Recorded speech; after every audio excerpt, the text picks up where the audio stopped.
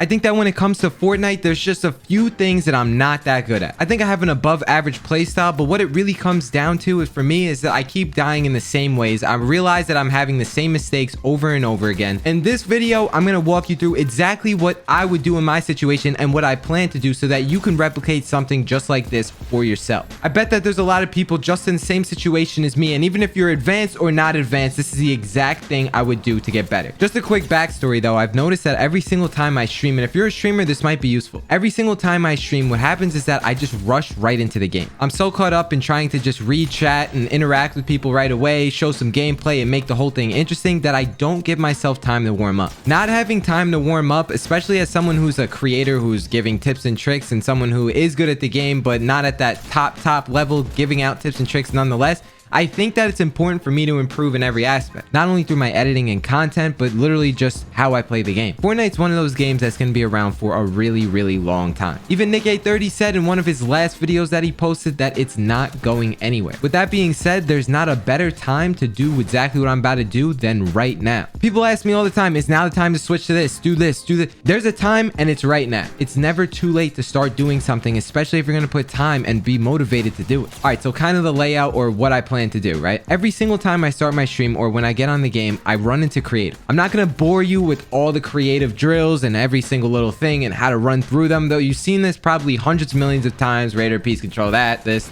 I have plenty of videos on that on my channel already, but there's also tons of them on YouTube, which is why I'm not doing it right now. But nonetheless, I hop into Raiders maps and I just run through any course I feel like doing. But I also try and keep in mind what I'm bad at. I'm going to point out some of the things I'm actively looking to improve before I tell you right now, so that way we're all on the same page. So I'm warming up on the Raider map. I'm running through, warming up my building, my editing, and just my aiming when I shoot those bots. I try to make sure, and every single time I get on the game, and this is really important, you need to have really good, consistent crosshair placement. You need to be able to place builds and not screw up. It doesn't necessarily matter so much about the speed, but it more so matters about how you never screw up whenever you're tunneling or tarping. Because all the time, especially in maps, you have to edit through things back to back. You have to create tarps, build this, build that, and then you have to hit a shot. Transferring that over to real games, if you screw up, it will grief you. That's why you need to do it slow, and then all the time, no matter even what you're doing outside of Fortnite, you build the speed up over time. The proper and correct way to learn something is to have, for example, on Fortnite, is to have consistent crosshair placement,